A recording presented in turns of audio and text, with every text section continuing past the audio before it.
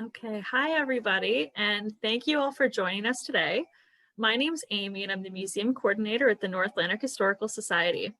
And we are happy to have the opportunity to bring to you a digital speaker series in 2021, and thank you for your continued support of the North Lanark Historical Society.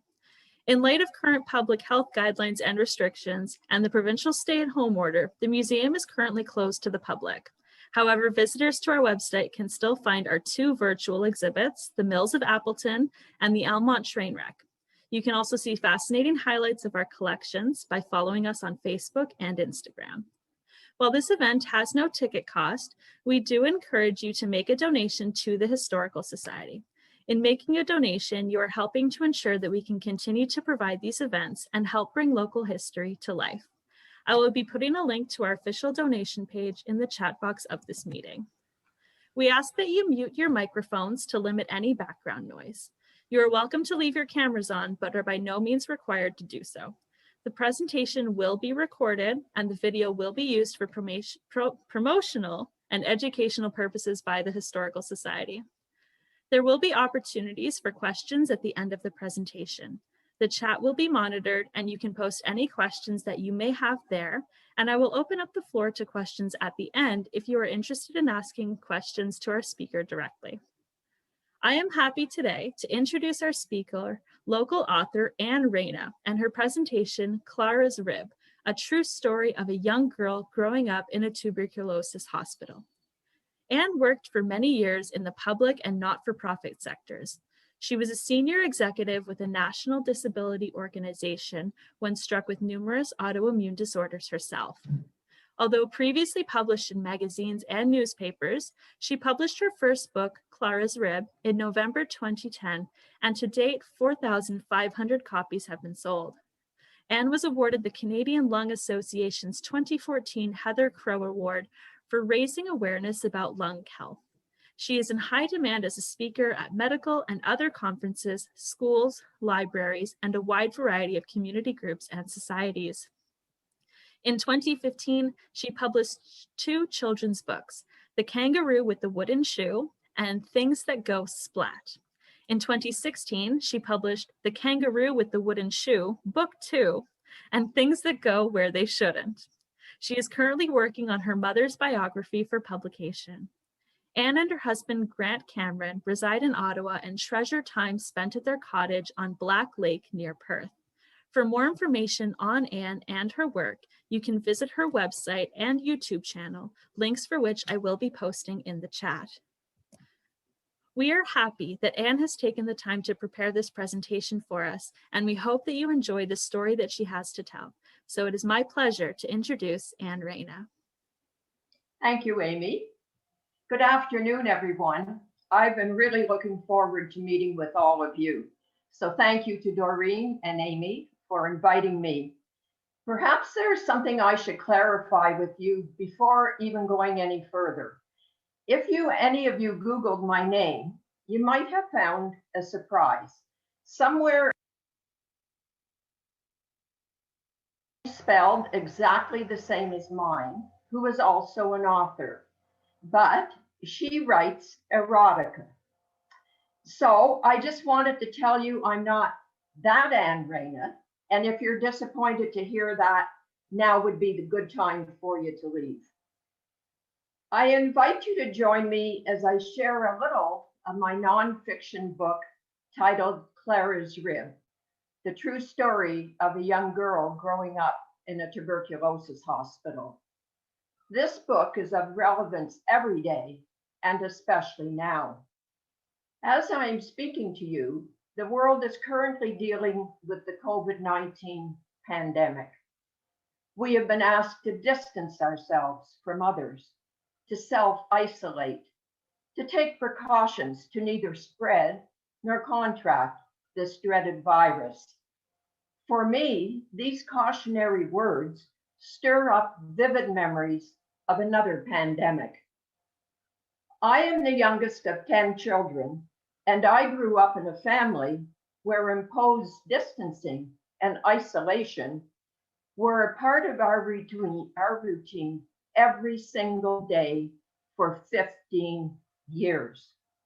My father and 7 of my siblings contracted tuberculosis, or TB as it is called, in the 30s, 40s, and 50s. In addition to 3 deaths, they spent a total of 40 plus years in treatment, mostly confined to the Royal Ottawa TB Sanatorium, known as the SAN, or isolated at home on the cure for shorter periods if no hospital beds were available. My eldest brother, John, died of tuberculosis when he was 18. My brother, Billy, died at age 4 of TB meningitis. And my father entered the SAN when I was 6, and he died of the disease shortly after I turned 8. Clara's rib is not just my sister Clara's story, or my family's story, or my story, but the medical and human side of a particular time in Canada's history when TB ravaged thousands of families, as it did everywhere throughout the world. So it is a story of many people. It also tells of the first use of penicillin and streptomycin and covers history of the Ottawa area as well. Coincidentally, when my book came out in 2010, that was the 100th year after the Royal Ottawa TB SAN had opened. From the time it opened in 1910 until the last TB ward closed in 1970, 11,000 patients with TB were admitted to that hospital. And we have to remember there were also TB SANs in Kingston and Cornwall, right across the river on the Quebec side, and all those hospitals were having an influx of TB patients. My sister Clara entered the SAN when she was 12 years old, and she was discharged for the final time when she turned 26. During that time, she kept very extensive daily diary notes, and it's those notes upon which I based the books. And believe me, not all the notes were used. She had copious notes. So I didn't change a word to Clara's notes, nor use them all by any means, but I did add chapters to complete a book. I have experienced myriad emotions in co-authoring this book with my dear sister and friend, who was 17 years older than me. I am quite simply and overwhelmed and humbled with the response to Clara's rib. I am exceedingly grateful for the support, friendship, and wonderful reviews of the book done by Dr. Peter Jessamine and the late Dr. Bill Jeans. Dr. Jessamine, a medical microbiologist and infectious diseases consultant, has treated people with TB in Ottawa, and his father, Dr. Gordon Jessamine, was a former superintendent at the Ottawa SAN. Dr. Bill Jeans was the former medical director of the Canadian Tuberculosis Association. One can't really think of TB without thinking of the Canadian Lung Association and its affiliate provincial offices. It was the Lung Association who brought about the creation of the first sanatoria for the treatment of tuberculosis in the 1900s, with money raised through the yearly Christmas Seal campaign. And until then, only people from very wealthy families were admitted into a hospital for the treatment of tuberculosis. So the Lung Association certainly impacted on the treatment all my family members received. My husband Grant and I drove directly from the printers on November 18th, 2010, to the Lung Association's national office in Ottawa. I felt that was the most appropriate place for the first copy of Clara's rib to go. I signed it to the association on behalf of all my family, and their reception was very moving to me. How fortunate that so many years after its formation, the Lung Association continues to be a valuable resource offering support, education, and guidance for those with tuberculosis, as well as in many other areas of healthcare. And this is of particular significance because, contrary to popular belief, TB is definitely not a thing of the past. According to the World Health Organization, tuberculosis is the greatest killer worldwide due to a single infectious agent. In 2019, the last year for which stats are available, 10 million people fell ill with TB and 1.4 million people died of TB. That is about 4,000 people who die every day now with TB. According to Health Canada, there are about 1,600 new cases of tuberculosis reported in Canada every year. And of course, we have a rise in our northern communities. I find it really mysterious and appalling, really, that this ongoing pandemic of tuberculosis has received for so many years virtually no notice at all. I can't understand that. Clara's life held a great deal of sadness, but for me, the setbacks and obstacles are not what defined who Clara was. Her indomitable spirit, faith, courage, and sense of humor that conquered all challenges was who she was. So for me, that's what makes her life not a sad story, but a happy and triumphant story. I would like you to meet Clara first as a 12-year-old.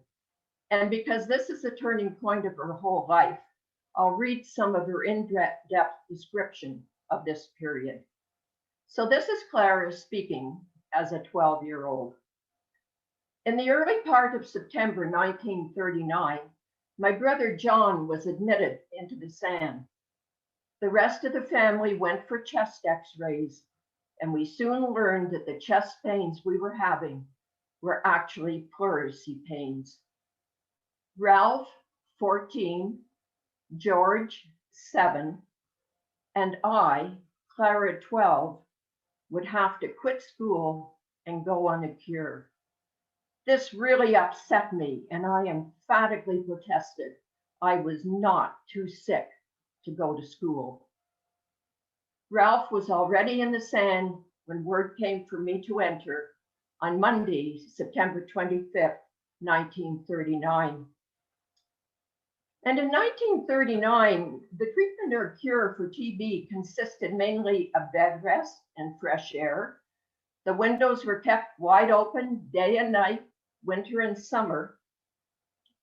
The TB bacteria requires oxygen to grow. And while one can get TB anywhere in their body, it is more prevalent in the lungs. And it would actually eat a hole or a cavity in the lung. And the theory was that if the diseased part of the lung could be deprived of oxygen, then the lung might be able to rest and heal itself. Some patients required pneumothorax, which temporarily collapsed the diseased lung for as long as it required to heal, if it ever did. Pneumothorax involved using a large bore needle to inject air between the chest wall and the outer part of the lung. In other words, into the pleural cavity until the upper part of the lung collapsed. This treatment could be repeated every week or every couple of weeks and could continue for a couple of years, as it did with my sister Mary. My brother Ralph actually received pneumothorax weekly for many, many years. He had a shocking total of 321 pneumothorax treatments. I would like to share a little anecdote about my brother Ralph. Ralph was born on March 24th, which is World Tuberculosis Day. When Ralph was about 20, He asked the head doctor at the SAN what his prognosis was. He was told bluntly that he should never expect to walk out of the hospital alive. Well, 3.5 weeks ago, on March 24th, World Tuberculosis Day, Ralph turned a very active and creative 96 years of age. I think, Ralph, you may be watching, and if you are, I just want to say how incredibly proud I am of you and all your accomplishments. You are totally amazing. For many others for whom pneumothorax was not an option, there was the more drastic thoracoplasty surgery, which consisted of removing several ribs, so the diseased upper part of the lung could be collapsed permanently. We have 24 ribs. My brother Ralph had 7 ribs removed. My sister Clara had 11 ribs removed, and my brother George had 13 ribs removed. Another treatment could be the removal of part or all of the lung, which none of my family members had. Now back to Clara speaking. Ralph and I continue to improve. Meanwhile, John's condition was steadily worsening. On December 13, 1939, the nurse told me my parents and Ralph were waiting downstairs and that I was to join them. As it was not a visiting day, I immediately thought, John must be dead, and I did not want it to be so. I wanted a miracle. However, there was no miracle, and John had died that morning at age 18. Ralph and I were both discharged from the sanatorium on March 2nd, 1940. It was so good to be home with our family and to meet our dear little brother, Billy, born January 17th. The following week was a time of great excitement as I was back in school again. It was now March, and I'd been away from school since the early part of September. Would I get my year and be promoted with the rest of the class? The months passed and the day finally arrived when we received our report cards, and I was promoted into grade 8 with honors.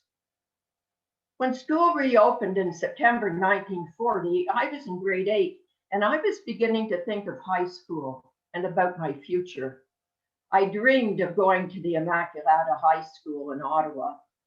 Later on, when I would join the working force, I would be very cautious with my money so I could afford to buy a riding horse. I continued to dream, and I still loved outdoor activities.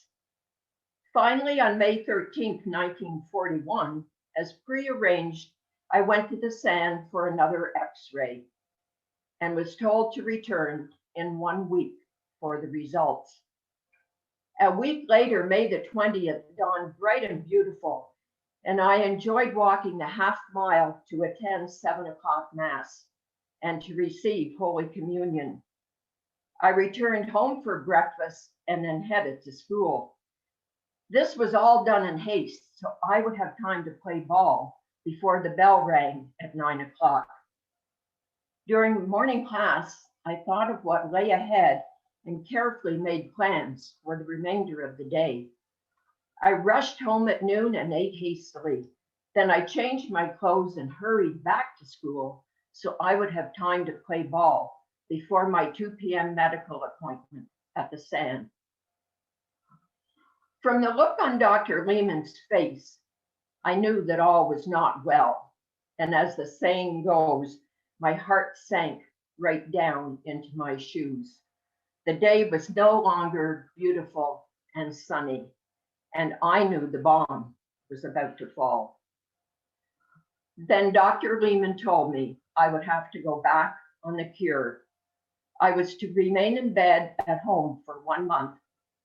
If there wasn't any improvement, they would readmit me into the sanatorium. A few weeks later, there was one day of rejoicing when Lewis came home from school with my grade 8 certificate.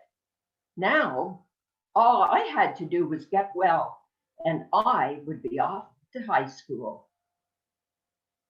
I did not realize that when I walked out of the classroom on May 20th, 1941, that it was my final exit as a student. All those dreams I had a few months earlier would never come true. There would be no Immaculata High School for me, nor would there ever be a riding horse. And I never would become a member of the working force. As gloomy as the world seemed that day, it was a good thing I couldn't see into the future. And at age 15, a year after her readmission to the SAN, during which time she had been on a routine of bed rest and was allowed up only for bathroom privileges, Clara wrote in May 1942, Ethel, Teresa, and I were put on 15 minutes of walking exercise, so we are 3 very excited girls. Now we can walk along Carling Avenue. Clara's excitement was not to last long, though, and she certainly did not receive any birthday presents of good health when she turned 16 in October 1942. In fact, a few weeks later, she was put back to bed and her x-ray had worsened. So Clara always seemed to follow a pattern of a little bit of improvement followed by a really marked downturn in her health. And some of her entries for April and May 1943 reflect this. Things are getting progressively worse.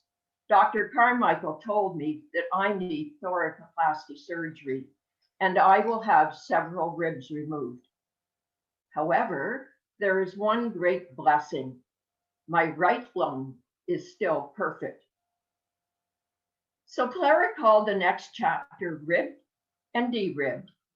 And on November 24th, 1943, at 17 years and 1 month of age, she wrote, Dr. Carmichael removed 3 ribs from my left side with the assistance of Dr. Robert Pritchard. 9 days later, December 3rd, 1943, is one of my very favorite entries of Clara's. And she wrote, I received some very exciting news. Mother gave birth to a daughter at the Grace Hospital in Ottawa, and the baby will be named Margaret Anne. Anne is the 3rd daughter and 10th child in our family. I am so eager to meet my new baby sister, but I haven't any idea when that might happen. And still at age 17, there were always the days when there was not much to laugh at. And on March 17, 1944, Clara recounted an all too common experience. My roommate Marcella died today, and she was only 19 years old. Now her wishes to be buried in a white dress will be granted. Marcella's mother brought the dress to the hospital a few days ago to show her daughter, and then they showed it to me. I used to go in and see Marcella, and I would pray with her when she was alone. The last visit left me very upset. The room felt so cold. It felt like death. I'll never get used to my friends dying. It is awful. And 5 days later, on March 5th, 1944, Dr. Carmichael removed 4 more ribs from my left side. So that makes a total of 7 ribs out. And a few days later, after supper, Doctors Carmichael and Pritchard brought in a 2-pound shot bag that I will have to wear underneath a tight binder to help keep the upper part of the left lung collapsed. Each section contains half a pound of BB shots, and that was worn for 5.5 months. So you can imagine how uncomfortable this would be.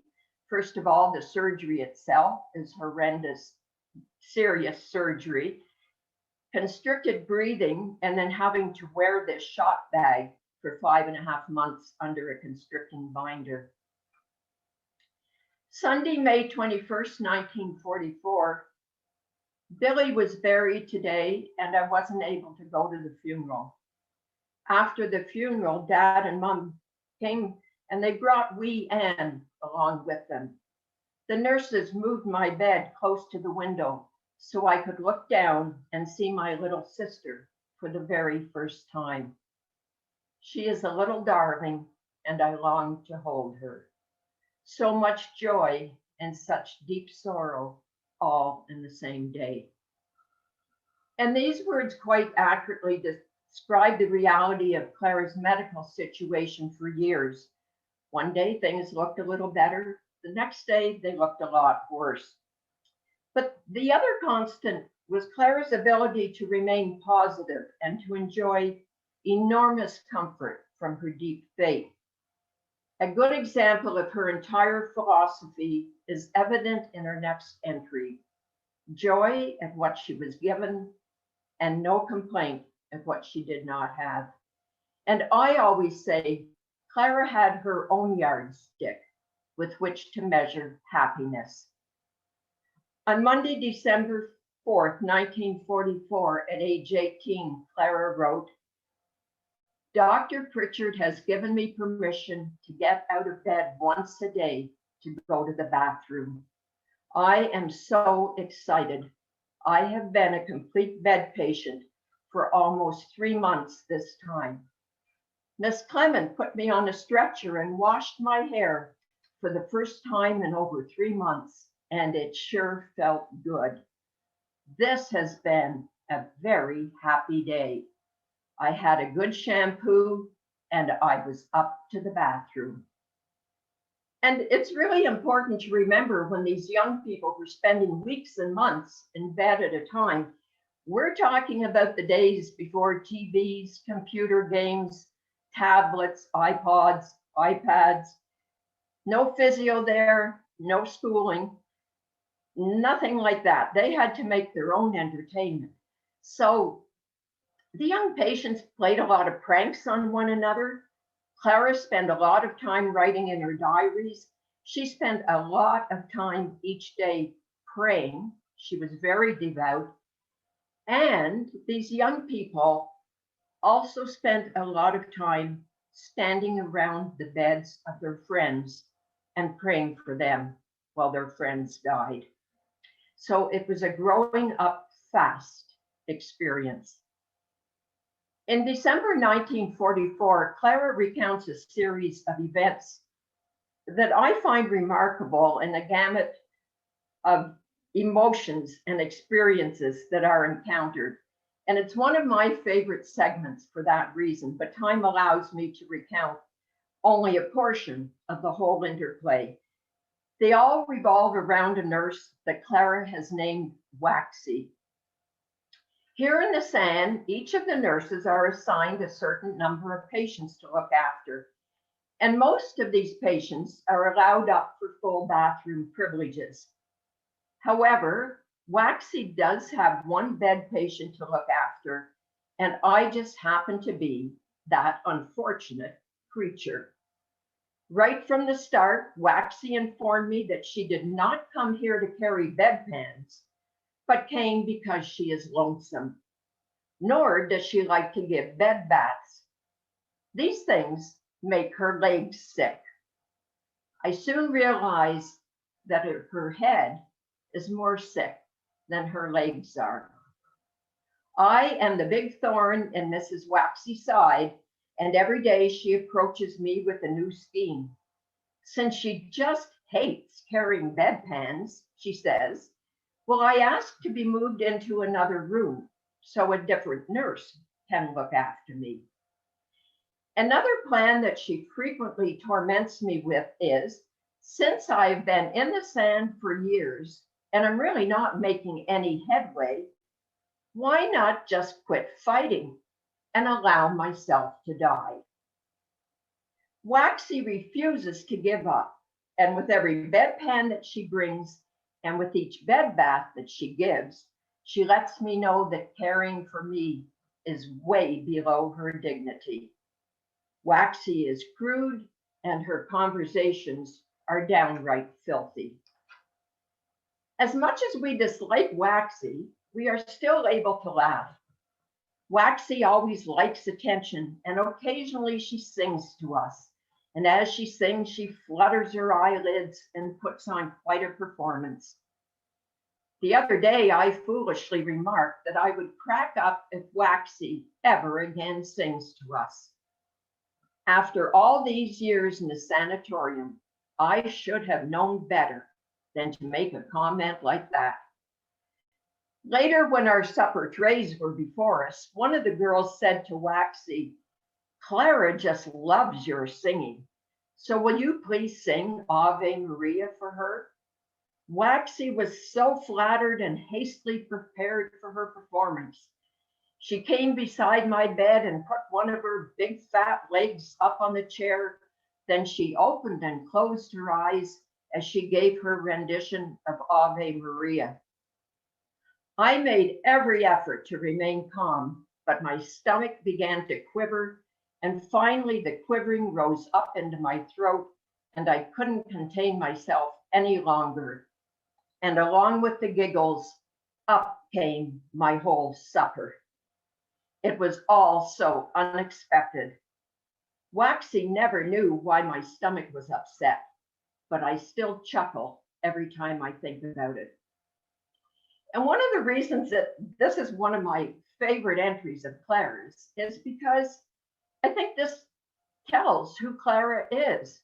Here is a nurse who hated her, told her she should let herself die, didn't want to bring her a bedpan, didn't want to give her a bed bath, and yet Clara could see something so funny about the situation. And I heard that story many times as I was growing up.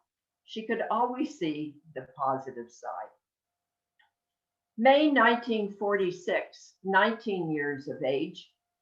My test results are not encouraging. I'm told that the only thing that could cure me would be thoracoplasty surgery on my right side, but they have decided against it. My resistance is not good enough. The doctor concluded that I will just have to wait until they get a new drug out for TB, if they ever will. I guess my case is almost hopeless unless a miracle happens. At least God is giving me ample time to prepare myself. January 1947, 20 years of age. One thing is certain, without surgery and with a cavity the size of a 50-cent piece in my right lung, my next move will be to the cemetery, and I'm not ready yet to die without a fight. No matter how small my chance is with surgery, I still want this chance. So for 11 months, Clara fought to have that horrible thoracoplasty surgery on her right side. The doctors kept refusing, saying she would not survive the surgery. But she was like a tenacious lawyer, presenting her case to the toughest courts, and she won her case. On Thursday, March 20th, 1947, Dr. Herman removed 2 more ribs, which makes a total of 4 out of my right side. Now, I put the question to all of you there. As a young girl, 20 years old, having already lived daily under these circumstances for 8 years, don't you think it's time that something really exciting should happen in Clara's life? Monday, September 27, 1947. He looked so kind. I wonder who he is. My bed is by the window, so I've been able to watch the Whitney patients coming outside for lawn privileges all summer. There is one particular man who I watch for every day. He is the first patient who I have ever been interested in. He looks like a very nice man, and I feel certain that he is a kind and trustworthy person. I kept his precious secret until today. Then I just had to ask someone about him. I was told that his name is Harold Morey. Sunday, October 18th, 1947, Clara had just turned 21 years old. The day was bright and beautiful, and the leaves are gorgeous. So when Dr. Carmichael made rounds, I asked for a very special favor. I requested his permission just for today to go outside and sit on the bench underneath the tree by my window. Dr. Carmichael granted me my wish, and I was elated. No sooner was I seated on the bench this afternoon when the other patients swung into action. They coaxed Harold to come and meet me. Conversation came easily, and we talked incessantly. We sat together until it was time for us to return to our respective buildings. A wonderful, wonderful day. Now I wonder when I will see Harold again. February 13, 1950, at 23 years of age. I have good parents and a good family at home. Here at the Sand, there is Dr. Carmichael, Miss Clement, and Father Compo. They are very good to me, and I think of them as the three great C's. Friday, March 10th, 1950. Happy, happy day. I should be writing this in colored ink so it would stand out. Remember Harold? He is the gentleman who I used to watch from my window in 1947. We have not seen each other since that day 2.5 years ago when we sat together on the lawn bench. Today, Harold sent me some candy with another patient who came to visit at the preventorium. Harold is waiting to have a thoracolplasty surgery. This has been a wonderful day. Thursday, October 26, 1950, 24 years old. Dr. Carmichael put me up for 10 minutes of daily exercise. I haven't been on exercise since 1942, 8 years ago. So it certainly will be strange walking down the street again. I am very happy. This has been a great day. And I remember my mother telling us that when Clara was little, the only problem she and my dad ever had with her was that from the moment she got out of bed in the morning until they tucked her into bed at night, she had to be playing outdoors. Their problem was to try to get her in to eat her meals.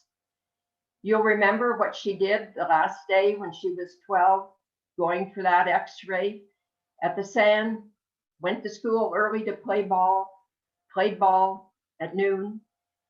And this is the same little girl who lived to be outdoors, who now, as a young woman, is so grateful that for the first time after 8 years, she can go out on 10 minutes of daily exercise. Sunday, August 15th, 1951, Harold came to visit me, and I was so surprised to see him again. I honestly feel that it would be impossible for heaven to contain greater happiness than what I experience whenever I am with Harold. And this thought really frightens me. If I have already reached the peak capacity for human happiness by just being with Harold, then the thought of marriage and even greater happiness would be impossible to obtain. Something would have to happen. The closest comparison that I can make, I think, would be to take a balloon and blow it to full capacity until one more breath would cause it to burst. I am filled to capacity with happiness when I am with Harold. More air will burst the balloon. More happiness would cause me to burst, and I would disintegrate. For this reason, there are times that I try to search for flaws in Harold so I won't like him as much as I do. But it's no use. I never can find any faults. I always come to the same conclusion. Harold is just perfect, and I love him very much. Sunday, April 20th, 1952, 25 years old.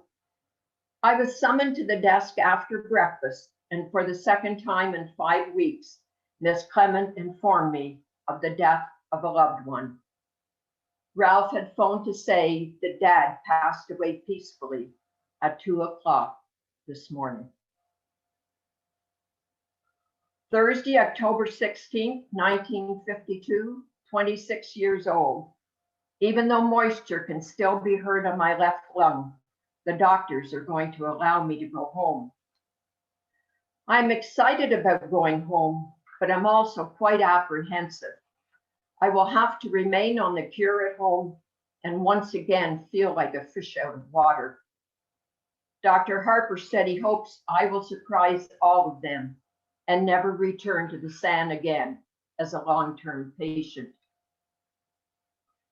Clara first entered the SAN when she was 12.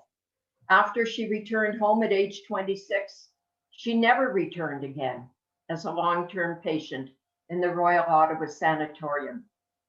And although it was never expected that Clara would live past 20, she lived to be 71 years of age.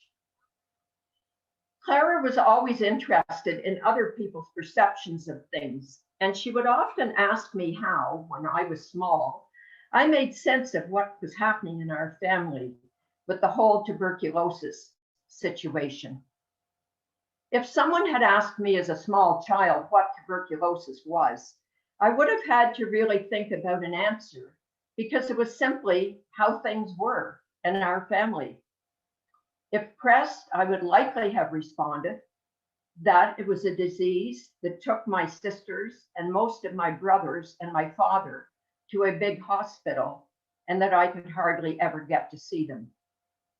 Because nobody under 16 years of age was allowed in to visit, I would have said that when I went along with my family to visit those in the SAN, that I would stand alone on the lawn under the huge trees and try to find the window from which the voice calling Anzie was calling.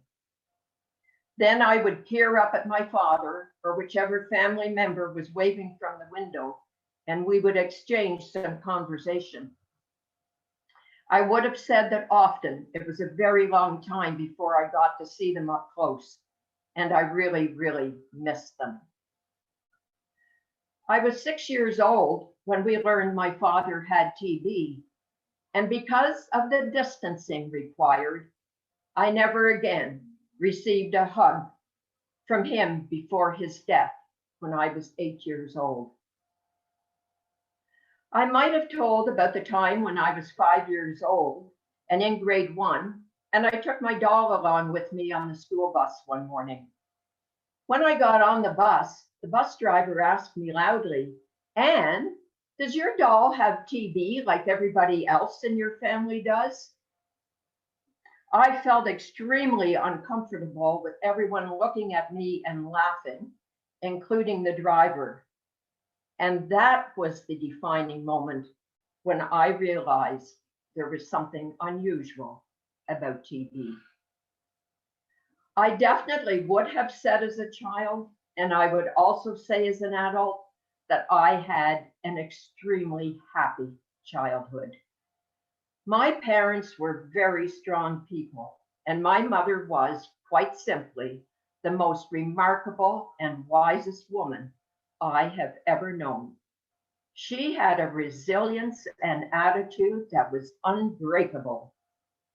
By the time my mother was 51, she had lost her husband and eldest and youngest sons to TB. Her sons, Ralph, George, and Jim, and her daughters, Mary and Clara, would spend years in the SAN. Each of us was greatly influenced by my mother's ability to see the positives in life and maintain a good sense of humor and ability to laugh in spite of all the illness and challenges she and my dad and my family faced. As Clara has shown time and again, the family history of TB never took that away from any of us. One of the earliest lessons my mother taught each of us was that no matter how bad or how hopeless a day might look, there was something beautiful in every single day if we just looked to find it. It might be a gorgeous sunrise, the first ripe strawberry in early summer, or the whippoorwill song as we were falling asleep at night, or a kind word from a friend. It was certainly nothing that ever cost money. It was always something that was just there for us to take. My mother was a meticulous housekeeper, and germ warfare took on a whole new meaning in our home. I have a letter that my father wrote my mother from the sand, and in it he tells her that she was always much more careful about trying to prevent the spread of TB germs in our home than they were even in the sand. Along with taking responsibility for her big family very seriously, Mom was a whole lot of fun. She was such a jolly, happy person, and everyone loved being around her. I can remember my father dying at home when I was 8, like it was yesterday. My father faced death with dignity, faith, and a most beautiful smile. All of us were gathered around his bed on a number of occasions when death seemed imminent. What I remember most vividly is the strong prayers, the faith, the tears, and there were many tears, the teasing and the laughter that we all shared. That room where my father lay dying was filled to overflowing with love and light. My brothers and sisters loved one another's company, and those who could spent hours playing games together, going for walks, talking, sharing an appreciation of reading and books, and being thoughtful of one another. Our friends were always welcome and were treated as one of the family, and they came often. Our home was a very happy home, and laughter, teasing, and pure joy with one another was the fabric of my years growing up. Every single morning that I lived at home, I awoke to the sound of my mother singing in the kitchen. How different life would have been for we children if my parents had not had the faith and strength that they had. I am so grateful I never had TB, but I wish with all my heart that nobody else in my family had it either. I'm going to close by explaining the title of the book. When Clara had her last thoracolplasty surgery, she asked the doctors to keep one of her ribs so she could see what it looked like. She kept it the rest of her life wrapped up in a paper towel in a small plastic bag. A few days before she died, she said to me, "Anne, when I die, you have to put this rib in my coffin. If it gets thrown into the garbage and ends up in the landfill, a dog may go sniffing it out, or someone might see it. Then they would come in with excavators and bulldozers to try to find the rest of the body to go with this human rib." We both laughed ourselves silly as we pictured this scenario. With tears of both sadness and laughter, I carried out Clara's wishes a few days later. Then, when I was praying so hard for an appropriate title for this book, it suddenly came to me. There was no other title than Clara's Rib.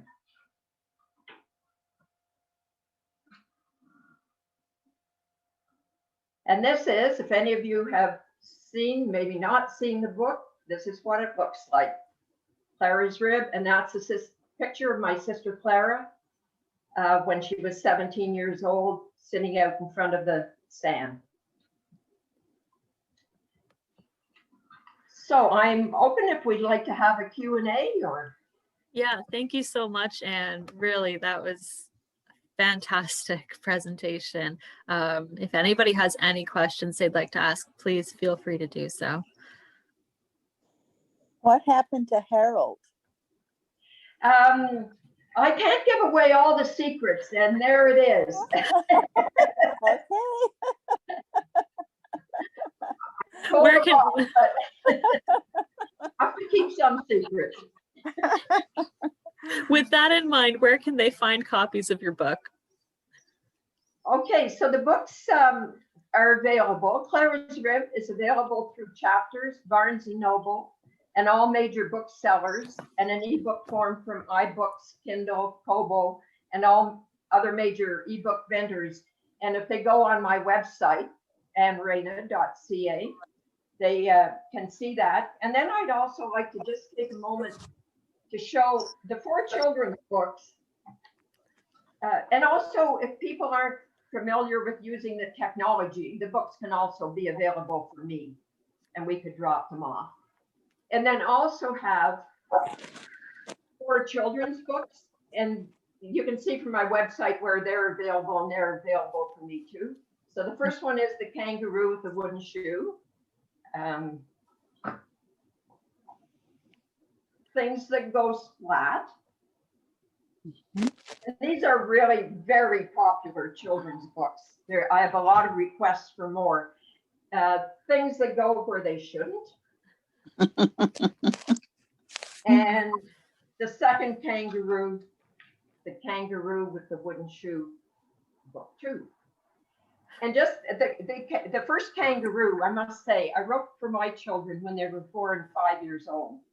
And of course, I didn't have any illustrations or anything with them. And I wrote them a number of stories, which they enjoyed, but they were after me their whole lifetime to publish The Kangaroo. It was their favorite, and it has become a favorite of a lot of other children.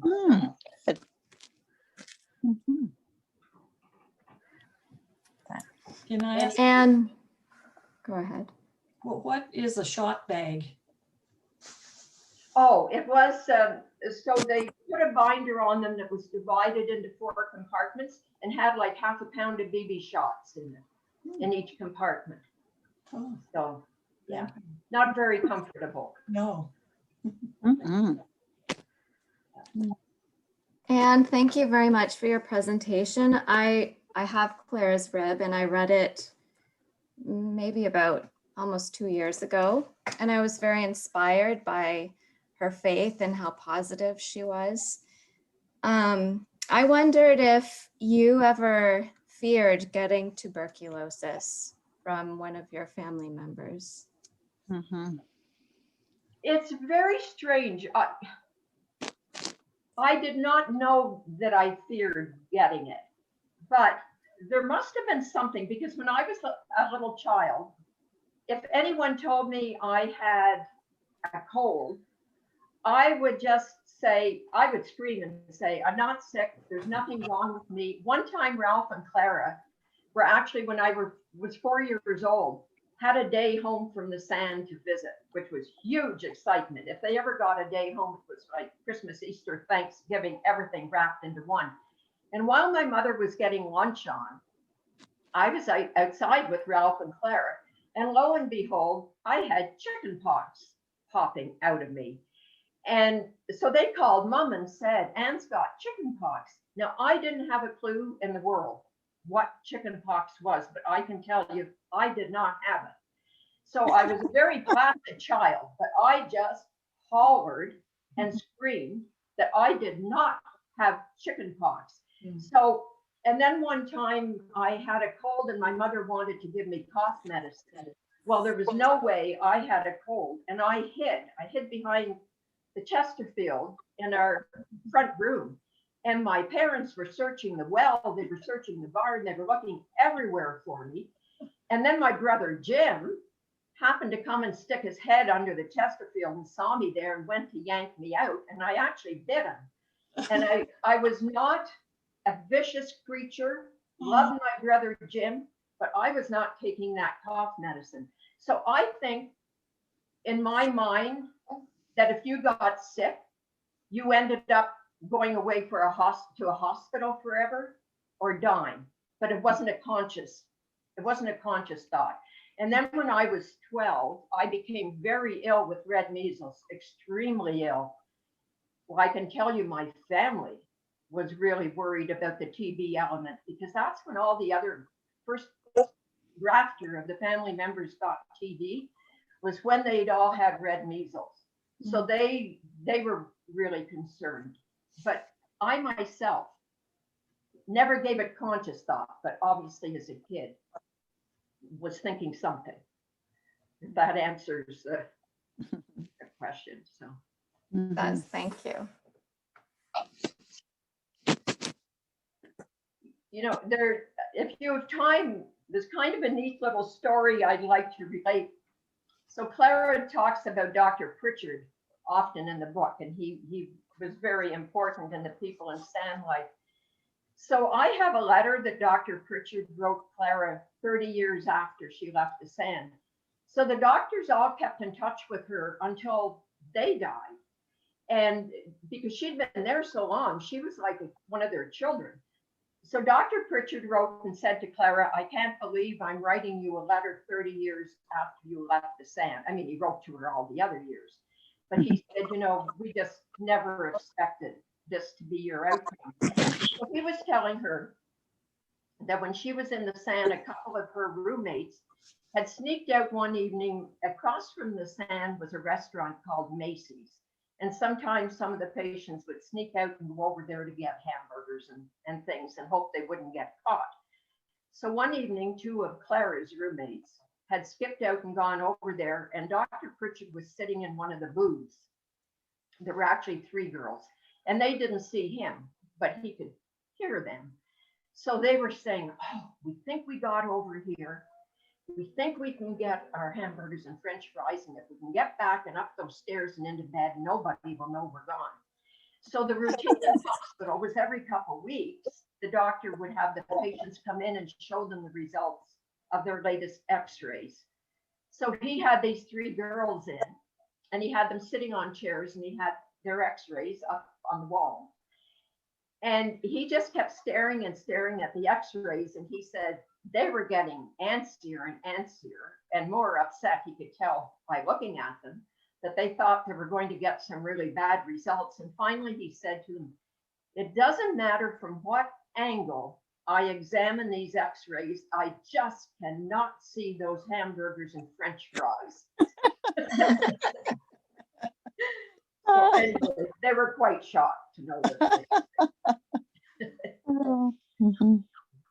And it's Irene here.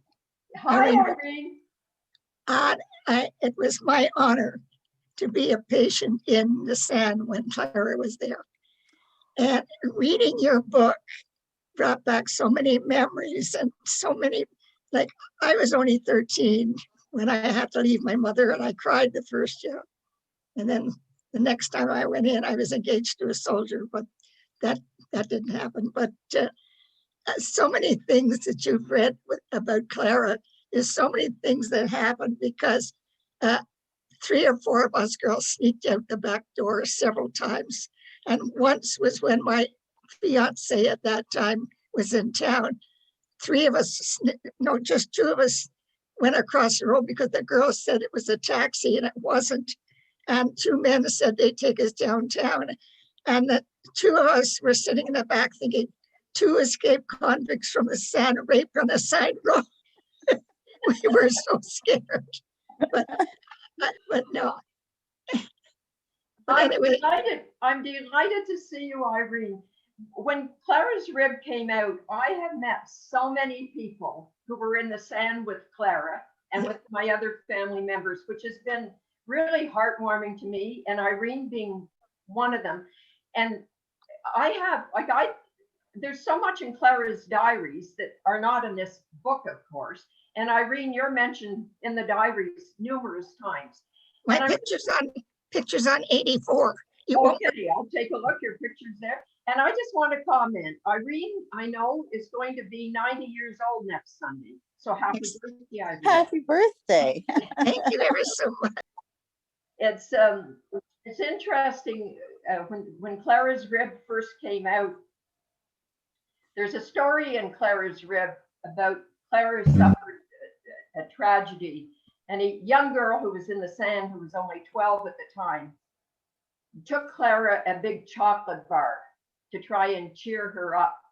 The girl's name was Louise, to try to cheer her up and make her feel better. But by evening time, she went back to Clara and said, like, do you plan to eat that chocolate bar anytime soon? So Clara, of course, shared the chocolate bar with her. So when the book came out, just a day or two after it came out, I got a phone call from someone saying, are you Anne Raina, who just published Clara's Rib? And I said, yes. And she said, well, I'm Louise, who gave Clara the chocolate bar. So there have just been hundreds of moving stories have come out because of this story. It's been very, very heartwarming, for sure. And going back to people sneaking out, I just wanted to say, Clara never sneaked out. I can tell you, she stayed behind and prayed that those who were sneaking out would not get caught and wouldn't get sick because they were sneaking out. But There was 6 of us in the back the second time I was in, and we all went out. We were on the streetcar going out to Britannia, and we were all sitting there looking around and said, all these girls, they'll be moving their seats if they knew we were out of the sand. It was a horrible time at times for me, but in what I wrote for the paper, it's made me stronger to face things in my life. And I have had so many bumps and everything, and the Lord has been with me, and I'm here at 90 years old. And I've not finished what the Lord wants me to do. And I wish this was over so I could get out and do it. yes, I think we're all waiting for COVID to be over. That's for sure. It's just, I mean, as I say, for me, it certainly brings me back lots of memories of another pandemic.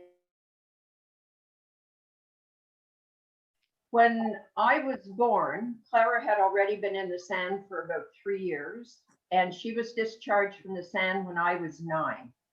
And so in that time, she had been home one time for 6 months. They thought she might improve if she was home, but we had seen her like once a year, maybe once or twice a year. So for me and my older brothers and sisters who were in the sand, I loved seeing them, but I was actually quite shy of them because, I mean, Ralph was in the sand when I was born. Very different situations. Well, I never saw my sisters for 5 years. I saw my mother when I was home for 4 months before they had room for me.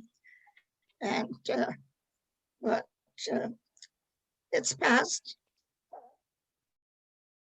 out by my side. Thank you. And I love when we all get together for the reunion. Okay, so in 2014, my husband suggested, because I was getting so many calls from people saying there was no one they could speak about TB anymore, my husband suggested I should arrange a reunion for them. So we had a lovely reunion in 2014 with help from a very good friend of mine at the Lung Association. It was a fantastic day. But any other comments or questions out there from anyone? I just thank you, Clara. And You're welcome. I'm glad that I was able to come on today. No, it's great. Great to see you. This has been, well, there again, how COVID affects everything. This was to be happening from the museum today. And Amy was going to be coordinating it at the museum.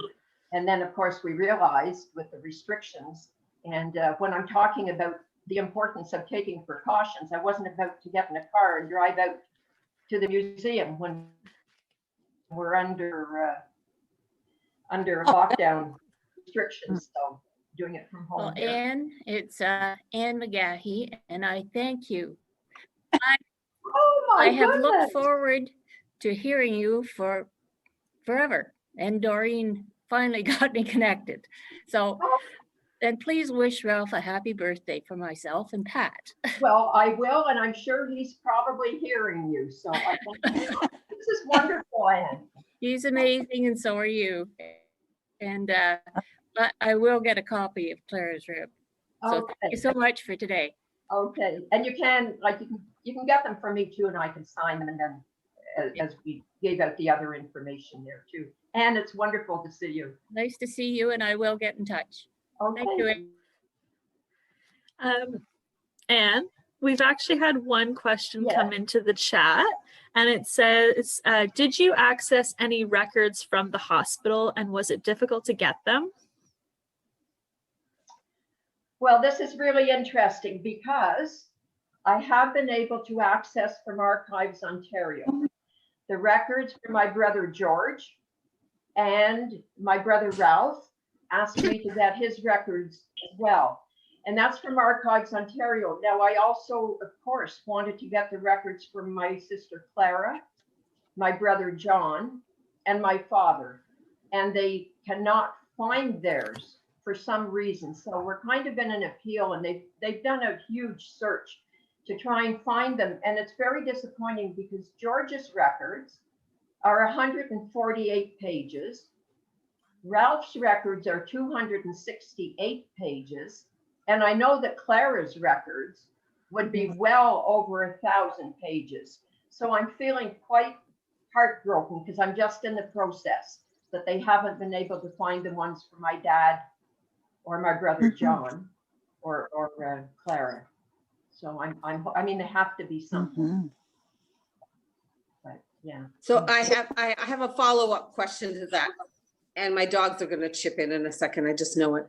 So my father was in the sanatorium in Hamilton. Yes. And you've inspired me. I actually just emailed the Ontario Archives as you were speaking. Because we're trying to put together the story of his life. And he had just come from Australia and been diagnosed when he got here. So they will 240, what is contained in 240 pages of records? They have a copy of every x-ray. Wow. Taken with Yeah. Ralph. That's how I found out he had 321 pneumothorax treatments because Yep. they're all there. They even include things like in my family that Ralph was given permission to go over to the Cree to visit Clara over there. And then when my dad came in, that Clara could go over and visit my dad. So they contain a lot of information. So he's very curious. Well, we're very curious about all of that. And he always wanted to know how it was paid for because he had only just landed in Canada. So he didn't have any health insurance plan and he was about to start teaching. But of course, once he'd had TB in Australia and then it obviously popped back up again. He was devastated and it was not a pleasant experience. Your sister must have had some other pretty gruesome things going on. To people around her in particular. That was my dad's first experience of our First Nations population. And he wouldn't talk about it for 50 years. Well, they were treated. Yeah, and they were dying left, right, center. Yeah. Yes, and a lot of them were taken away from their homes and nobody knew where they went. And that's a travesty for sure. Yeah. The TB sands were incredible because somehow the financial coverage was there. Now I know when my family was in, it was if one of them needed a blood transfusion, someone had to go and give a blood transfusion to cover that, and so how that system played out. And I have a really touching little story. A number of years ago, I was asked to present in Smiths Falls to 3 classes, grade 4, grade 5, and grade 6 on Historica Day. So I had given my presentation to children as young as grade 6, but never grade 4 and grade 5. And I must say the fascinating part for me is I had been invited into schools where they had between 150 and 200 children in grade 7 and 8 sitting on a gym floor for this presentation. Well, other than adding 3 sentences to the beginning of my presentation, I gave these kids exactly what you've heard, holding my breath because I thought, wow, it's pretty heavy stuff. But I knew the first 3 sentences, I had to catch them in those first couple sentences. Listen, those kids would sit there, not move a muscle. And at the end of it, invariably, I don't know how many times I did this, each one of them would come up and thank me, and their questions would blow you right out of the water. Like they had been listening to every word I said. Well, anyhow, so I was invited to Smith Falls and St. Francis de Sales School to address 3 different sessions for 1 hour, each group composed of grade 4, grade 5, and grade 6. So that made me a little nervous about having children that young. Well, they were fantastic. And there again, their questions. And all their questions relate back to the story. Like they just picked up everything. But in the 3rd session, one little boy who was in grade 6 had asked me quite a lot of very good questions. And he said, do you mind if I ask you one more question? And I said, of course not. I'm happy for you to ask as many questions as you would like. And he said, how would you pass the time if you could spend 24 hours with Clara? Which just, oh my goodness. I was so touched. And you know, for a second, it sounds really crazy. For just a split second, I thought, oh my gosh, he's giving me 24 hours with Clara. Like, I know it sounds funny, but it just set me back in my heels. Yeah. So then I said to him, well, first of all, we would laugh our heads off at the title of the book because Clara would think this was the funniest thing she had ever heard. And I said, I would tell her about all the people I've met who she knew in the SAN and everybody who's interested in the book. And I said, I would tell her you asked me this question, and she was so impressed. So I have a little show. And am I taking too much time, Amy? No. You're okay. Okay. So when the first medications for TB came out, I was talking about the huge bottles we had at home on the cupboard at home when Clara and Ralph came out of the SAN. And trust me, they were huge, big bottles. Well, Ralph has one of the bottles from the original bottles of medication that he got when he came out of the SAN. Now, this was filled out of a bigger bottle because the bottles in our cupboard were bigger than this. But I was just really thrilled that Ralph had this and gave it to me. Pretty amazing. And then the boys learned leather work in the SAN, of course. So if I can just, that's a beautiful wallet that Ralph had made Clara when he was in the SAN. And this is a little one my brother George made for me when I was 5. Oh, that's nice. cute. Yes. Yeah. Marvelous. Mhm. Anyhow, if you have any more questions or comments, I'm open to it. Just want to thank you for such a wonderful presentation. It was great. Thank you. Thank you. And I've also read your Thank other you, book. Anne. It's Kathy here. Oh, hi, Kathy.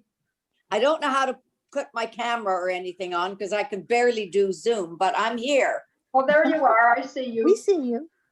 We can see. I'm Ralph's wife, everybody, the one that she's talking about. Oh, nice to see you. Nice. Yes, Uh-huh. and he is quite an amazing man. He really is. Uh-huh. Is Myrtle there today? All He right. is, Myrtle Ralph Jenny, is here, but he can't I hear. don't know if she's on today or not. I Yeah. don't know. She knows about it, but yes.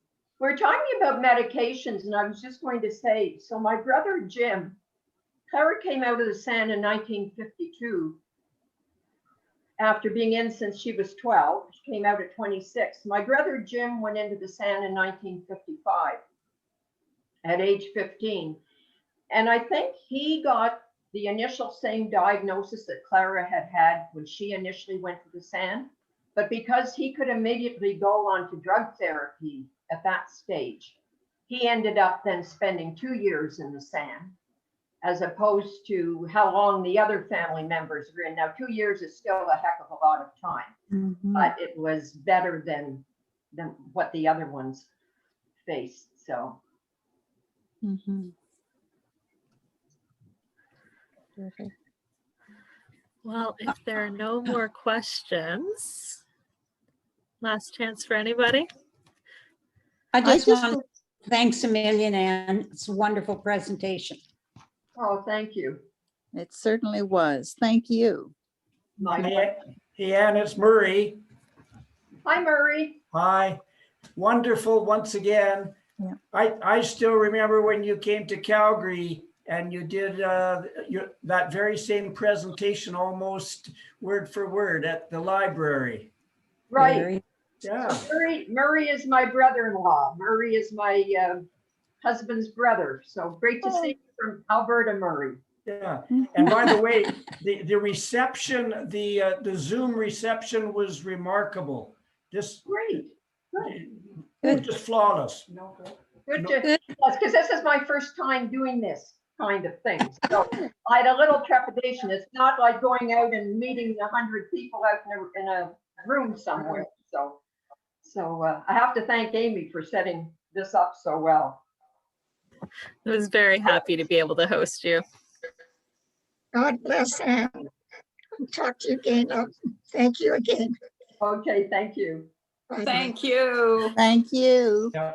Thank you. A big thank you again to Anne Raina for her fantastic presentation today. We really do appreciate your knowledge and insight on local and community history and the lessons and stories that can be learned from your family's memories.